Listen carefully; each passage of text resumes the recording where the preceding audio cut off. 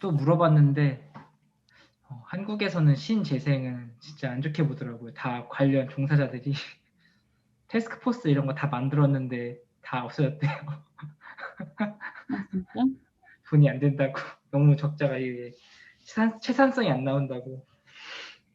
그렇다고 하니 잘 모르겠어요. 사람들 계속 이렇게 강조를 하는데 금융 쪽이 말하는 것과 업계 종사자의 의견이 다르니까 어렵네요.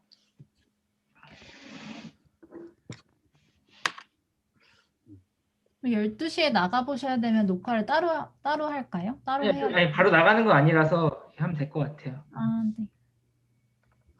아, 네. 이번에 그 뭐지?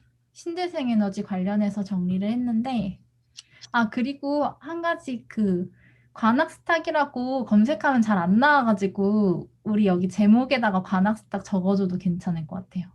어,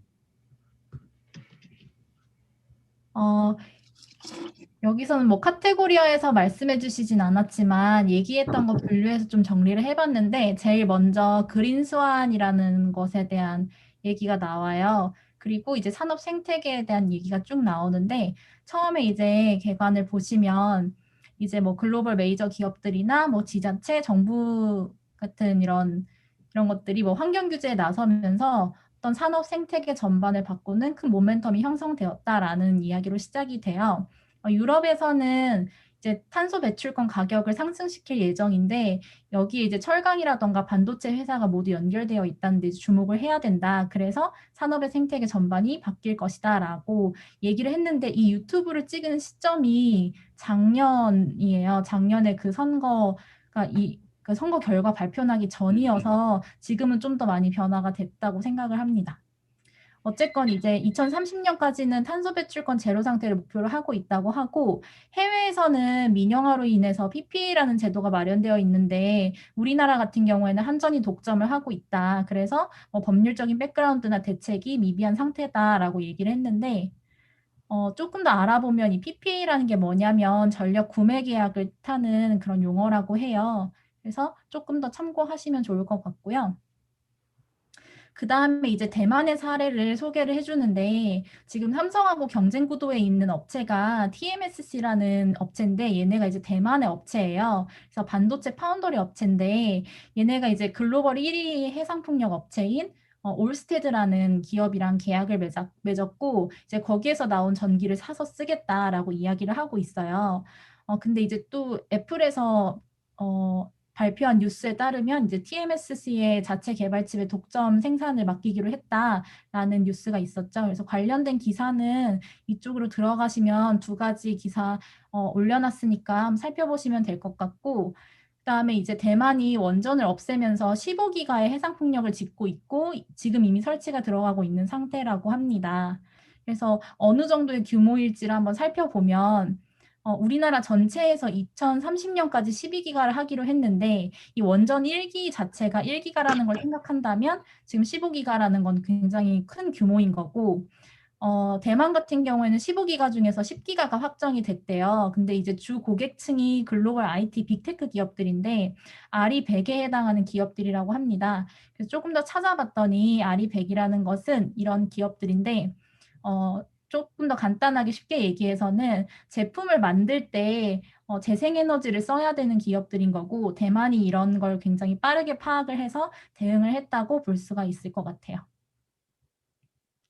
이제 세 번째로는 아리100하고 그다음에 K배터리 3사의 동향에 대한 이야기가 나왔는데 이 아리100에는 글로벌 탑티어 기업들이 다 들어간다고 보면 되고 원래는 한 200개 정도 있었는데 유튜브 찍을 당시에는 250개가량이 포함이 됐다고 합니다. 그래서 우리 배터리 업체들도 전기차 공장을 짓게 되면 재생에너지 관련된 구매 계약을 맺게 되는데 지금은 이제 배터리까지도 권장을 하고 있는데 그 국내 배터리 셀 3사로 유명한 요 세 기업들이 국내에 공장을 짓지 않고 있대요. 그래서 이제 국내에 셀을 지으면 고용이 늘어나는 효과로 이어질 수가 있는데 그렇지 않아서 우리가 지금 느끼는 고용 하락의 강도가 되게 큰 것이 아니었냐라는 평이 있었습니다. 근데 이제 내연 기관이 줄어드는 게 되게 대세로 이어지고 있는데 국내는 이제 보조금만 주고 보상 제도도 없고 또 아니면 반대로 유럽에서 이제 시행하고 있는 징벌적인 제도도 없어서 아직 좀 준비가 미비한 게 아니냐라는 평이 있었어요. 그래서 그 하나의 사례로 독일의 테슬라 공장 이야기가 나왔는데 그 공장 지을 때 그 우리나라로 따지면 그린벨트에다 이제 공장을 짓게 됐는데 환경단체가 소송을 걸었을 때 이제 보통은 굉장히 긴 시일 이내에 이제 소송의 결과가 나오는데 한 일주일 만에 승소가 났죠. 그 이유가 소나무를 베어낸 것보다 전기차로 인한 어떤 환경적인 이득이랑 일자리 창출로 인한 편익이 더 크다고 판단을 했기 때문에 그런 결과가 나왔다라는 평이 있었어요. 그래서 이 화면을 보시면 지금 배터리 업체들의 수주는 굉장히 많이 들어오고 있는데 한국 공장의 수는 적다라는 이야기가 있었습니다. 그 다음에 이제 글로벌 재생에너지에 대해서 우리가 생각하고 있는 것과 실제 현재 위치가 어떤 것인지에 대한 이야기가 나왔는데 아직까지도 꽤 많은 사람들이 이제 태양광 하면 되게 마이너한 기술이고 또 비싸고 비효율적이다라는 인식이 있는데 실제로 살펴보면 글로벌 산업이 재생에너지로 뒤덮여 있다라고 합니다. 그래서 여기 그 그래프를 보시면 지금 67.7% 정도를 차지하고 있는데 그 유튜브에서는 2019년엔 70% 정도였고 더 이제 올라갔겠죠? 근데 이제 왜 글로벌 산업이 재생에너지로 뒤덮여 있냐면 발전 단가의 하락 때문이래요.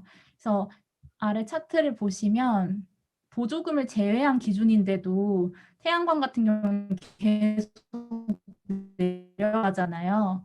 근데 그에 반해서 뭐 석탄이라던가 이런 석유 에너지 같은 경우에는 그냥 그대로 지속이 되고 있는 거고 그렇게 따졌을 때는 보조금을 안 받아도 훨씬 더 단가가 저렴한 거죠. 그래서 발전 단가의 하락이 지속되고 있는데 또 기술의 발전이 매년 지속되고 있어서 효율은 계속 올라가고 있다라고 이야기를 해줬어요. 예를 들면 태양광의 경우에는 패널당 생산되는 에너지의 양이 증가하고 있고 뭐 풍력 터빈 같은 경우에도 크기가 커지고 있고요. 석탄 같은 경우에는 그런 것이 없다고 이야기를 합니다. 뭐 해상풍력 같은 경우에는 영국 바람하고 한국 바람 다르지 않느냐라고 했지만 우리나라도 그 효율이 한 30% 수준 정도는 나오기 때문에 안정적이다라는 평이 있었어요. 그걸 구분해서 보면 약간 좋을 것 같은 게 지금 글로벌이잖아요. 그리고 제가 그 한전 사람들과 얘기했을 때 부정적인 거 보니까 일단 방금 그 해상 같은 거 30% 나온다 했는데 그러면은 그럼에도 불구하고 이게 불리한 게 아닌가. 아직 그래프 아까 아래 거 그래프 볼까요? 그 태양이 봤을 때 아직 우리는 이런 가스 컴바인드나 뉴클리어에 비해서 위인 거죠. 아직 그러니까 옛날처럼 위인 거고 이제 그런 대만이나 그런 바닷가 섬나라들은 내려온 거고. 그래서 제가 볼 때 그게 두 의견이 일치하려면 그거밖에 없거든요. 다른 나라들은 단가가 기존의 화석 연료보다 싸졌지만 우리나라는 아직 안 된다. 그게 맞는 것 같아요. 제 생각에는. 그래서 투자할 거면 약간 그래서 우리 국내 기업들 중에 부품 회사들 많으니까 좀 해외 수출하잖아요. 그런 데는 괜찮을 것 같고 그러면 그런 해외에 있는 그런 회사들도 괜찮을 것 같아요. 근데 한전에 투자하는 그런 불상사가 생기지 않도록 조심해 주세요. 네. 투자 관점에서는 이따 마지막에도 또 나오긴 하는데 일단 계속 살펴보면 지금 미국의 상황에 대해서도 이제 또 주목을 해주고 있는데 미국은 그 바이든 선거 이전에 이제 해상폭력 붐이 일기 직전이었다고 해요. 그래서 서로 많은 해상폭력 업체를 유치하기 위해서 지금 이렇게 사진에 나와 있는 대로 경쟁을 하고 있고 원전은 거의 폐쇄되고 있는 이렇게 추세로 보시면 되겠고요. 미국의 여러 유틸리티 회사 중에서 가장 시총이 큰 회사 중에서 이 넥스트에라라는 회사가 있는데 한전이 매출액이 60조 정도인데 시총이 12조밖에 안 되는데 이 회사 같은 경우에는 매출액이 20조인데 시총이 130조 정도다라는 건데 우리 아까 책에서도 봤듯이 시총이 높다는 것은 사람들의 기대라던가 미래 가치, 투자 금액, 자본이 몰린다는 걸로 해석을 할 수 있어서 지금 이런 회사가 굉장히 많이 커지고 있다라는 것을 이야기를 해줬어요. 그래서 관련해서 약간 주가가 어떻게 되고 있는지를 보고 있는데 최근에 이렇게 좀 떨어졌더라고요. 그다음에 이제 전기차에 대한 전망이 있는데 고평가된 것이 아닌가라는 질문에 대해서 일단 여기에서 이제 발표해 주시는 분의 의견에 따르면 2050년까지는 강력하게 갈 것이라고 예상을 하고 계시는데 그 이유가 지금 글로벌 전기차 기준이 그 수준이 3에서 4% 정도밖에 안 된대요. 그래서 앞으로 10년 이내에 전체가 바뀐다고 하면은 그 효과가 2035년부터 한 10년 정도 지속될 것이다라고 이야기를 하고 있습니다. 그다음에 EU에서 발표한 그린딜의 예상안을 좀 살펴보면 그 탄소 국경세라는 말이 좀 많이 나와요. 그래서 앞으로 많이 듣게 될 거라고 얘기를 하는데 이 탄소 국경세가 뭐냐면 탄소 배출을 많이 하는 국가에서 제조하는 물품들에 있어서는 세금을 부여하겠다는 얘기예요. 그래서 예를 들어서 포스코가 만든 자동차 강판에 탄소 함유량이 너무 많다면 굳이 받지는 않겠지만 들어온다면 관세를 매겨서 들어와야 된다. 약간 이런 개념으로 생각하시면 되겠고 그다음에 그렇게 하는 게 뭐 WTO 위반이기도 하고 뭐 파리 협약에도 그런 규제 아이고 이건 제가 잘못 기재를 했네요. 그런 규제는 없지 않은가라고 얘기를 했는데 EU 같은 경우에는 전 세계 국가를 대상으로 한꺼번에 바로 시행을 하는 게 아니라 약간 산업 대 산업으로 시행하는 전략을 계획하고 있다고 합니다. 그래서 FTA를 맺은 국가를 대상으로 개별 대 개별로 아니면 산업 대 산업으로 한다고 해요. 그래서 이런 건 읽어보시면 좋을 것 같고 혹시 탄소 함유량이 아니라 그 철강 만들 때 쓰인 탄소량이 많아서 그런 거 아닌가요? 포스코? 네, 맞아요. 아, 그쵸? 네. 제가 들으면서 막 의식의 흐름대로 막 적은 거라 가지고 좀 여기 수정해 놓을게요. 그다음에 그 스웨덴의 사례를 살펴보면 사브라는 최대 철강사가 있는데 그 2045년부터는 철강을 만들 때 수소로 만들겠다고 발표를 했어요. 근데 이 회사보다 작은 회사가 수소를 이용한 철강 생산을 해서 퀄리티에 문제가 없다라는 걸 파일럿 스터디를 통해 증명을 한 바가 있대요. 그래서 이 사브라는 회사도 원래 계획을 이제 10년 정도 앞당기겠다고 얘기를 했고 그러면 이제 가격은 우리 업체들이 단기간에는 낮겠지만 과연 우리 업체들이 생산한 것을 유럽에서 써줄 것인가 라고 했을 때는 약간 아직은 퀘스천 마크인 거죠. 그래서 지금부터 미리 준비를 해야 된다라는 의견이 있었습니다. 그럼 이제 한국 기업의 현 주소를 살펴보면 지금 이 위원이 3년 전부터 중요성을 이야기하고 있었는데 다들 느끼지를 못했대요. 근데 이제 최근에 애플이 이제 발표를 하면서 좀 더 주목을 하게 됐다라고 얘기를 해줬는데 전기차 부분에 있어서는 우리도 잘한대요. 현대라던가 기아차 능력이 되게 좋다라고 하고 상반기 기준으로 봤을 때는 판매량 자체도 늘어서 한 5위 정도를 달성했다고 합니다.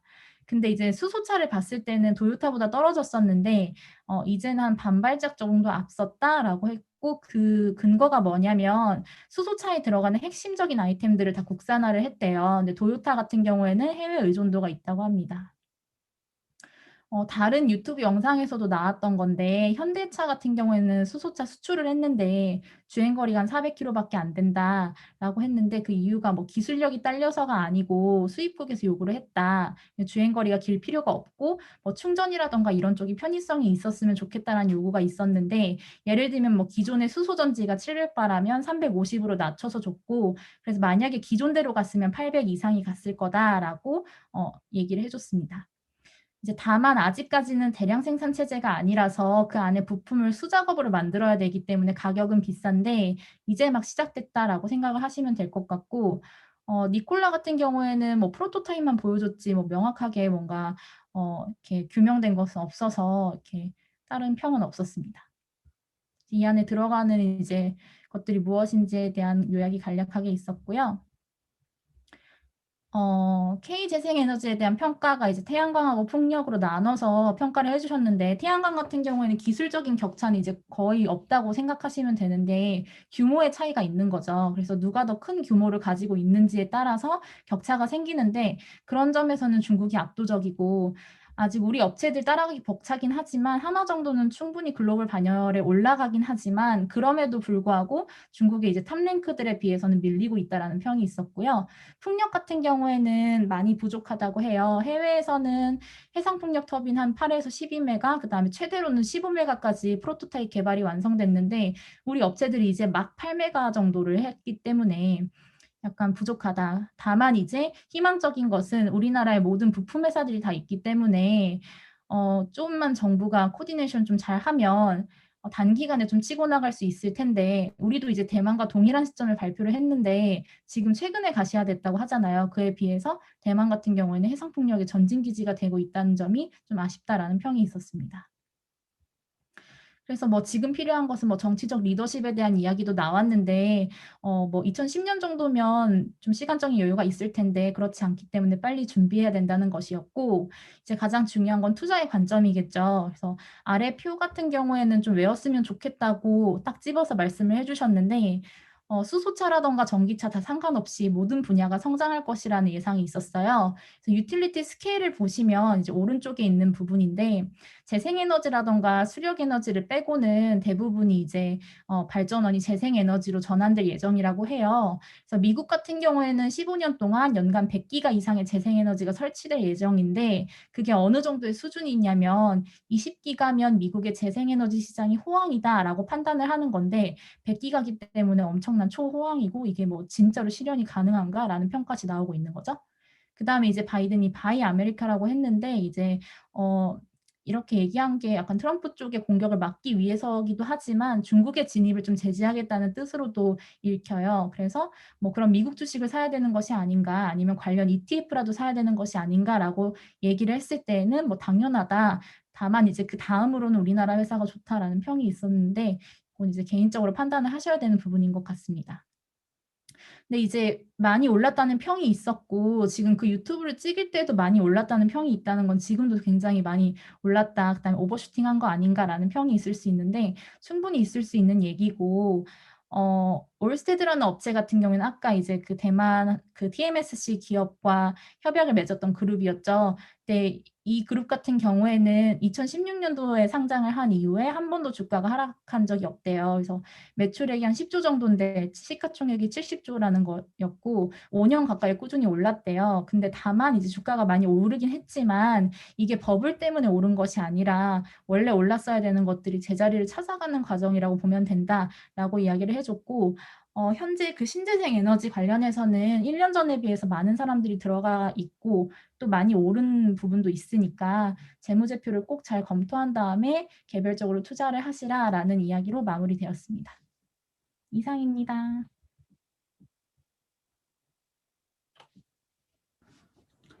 고생하셨어요. 그렇습니다. 지금 많이 올랐죠. 많이 오르고 사실 지금 좀 피크 찍고 조금 내려와 있는 상황이긴 한데 장기적으로는 계속 오를 분야이기는 하겠죠. 네. 그래서 네, 적절히 포트폴리오 잘 하셔서 하시면 좋을 것 같습니다.